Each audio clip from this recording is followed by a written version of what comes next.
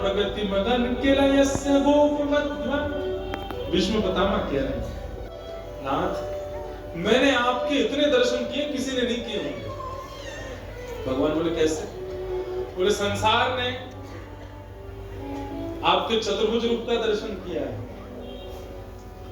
संसार ने आपके दो भुज रूप का दर्शन किया, चतुर्भुज रूप का दर्शन किया, आपके द्वारिकाधीश रूप का दर्शन किया, पर मैंने ऐसा दर्शन किया वो किसी ने नहीं किया। भगवान बोले कौन सा दर्शन किया आपने? तो विष्णु पितामह कहते हैं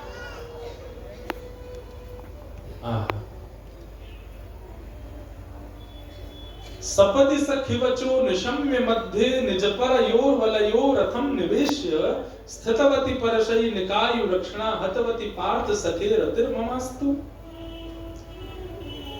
जब आप रथ हाँक रहे थे, अत्यंत कोमल श्री कृष्ण जो इतने पकड़ के चाबुक हाथ में लेकर के और जैसे उन रथ को हाँकते हुए चला रहे थे, उस समय घोड़ों के पैरों से उठने वाली धूल जब उड़ करके आपके मुखमंडल को आ रही थी, आपके प्रश्वेत के बिंदुओं से आकर के चिपक रही थी, उस समय आपके घुंघराले केश कुरुक्षेत्र की रणभूमि के रज से लंपित हो गए थे।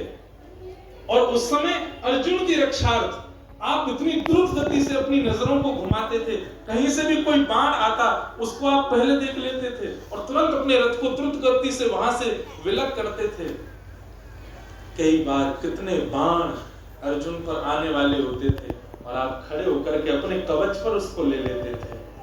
हे नाथ, एक रात्रि में चोरी चोरी आपके पास आया और पांडवों के शिविर में आकर के मैंने चोरी से भीतर झांक करके देखा। आप दर्पण के सामने खड़े थे और आपने जब अपने कवच उतारा तो उन बाणों की नोक से थोड़े थोड़े घाव आपके वक्ष पर हुए और आप प्रसन्न होकर के गर्म जल से उन घावों से निकलने वाले छोटे छोटे उन रक्त के बिंदुओं को आप पहुंच रहे थे। और प्रसन्न क्यों हो रहे थे?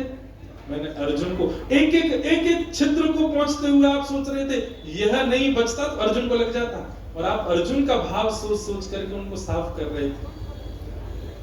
गर्म जल से अपने मुख पर लगे हुए रथ के घोड़ों के पैरों से उड़ने वाली धूल को आप पहुंच रहे थे, अपने केश सुलझा रहे थे। उस समय आपके मुखमंडल पर अर्जुन के प्रति जो प्रेम दिख रहा था वो किसी ने नहीं देखा, वो मैंने देखा। आपके सारे रूप देख लिए मैंने, लेकिन एक रूप मुझे देखना जो मैंने नहीं देखा, और मैं अपनी स्तुति के अंत में आपको उस रूप की प्राप्ति के लिए प्रार्थना कर रहा हूं। भगवान बोले कौन सा रूप देखना है? ललित गति विलास बल गुहासन। हे नाथ, आप चतुर्भुज नहीं, दो भुज, अनेक मालाएं नहीं, केवल दो माला,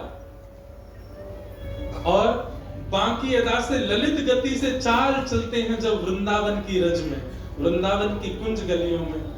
मन होता है तो मधुर वेणु बजा लेते हैं, मन होता है तो मयूर के सामने जाके बैठ जाते हैं, मन होता है तो बैठी हुई गैया से अपनी टेक लगा करके लेट जाते हैं।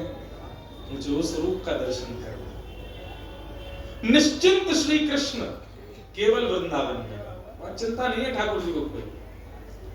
उस आनंद रस सिंधु श्री कृष्ण का मुझे दर्शन करना है, और उसके लिए मैं आपसे प्रार्थना कर रहा हूं, मेरे प्राण निकले, मुझे मुक्ति मत दीजिएगा। भगवान बोले तो फिर क्या दूं?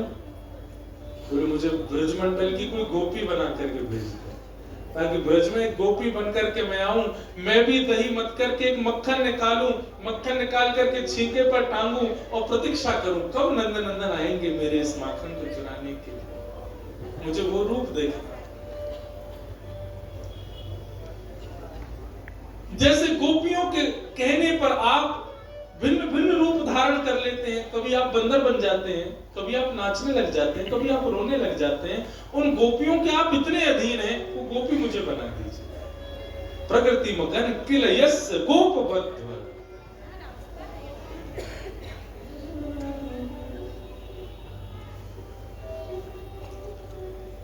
भीष्म पितामह की इस बात को सुनकर के ठाकुर जी प्रसन्न हो गए और पितामह भीष्म को भगवत धाम की प्राप्ति हुई। भक्त वत्सल भगवान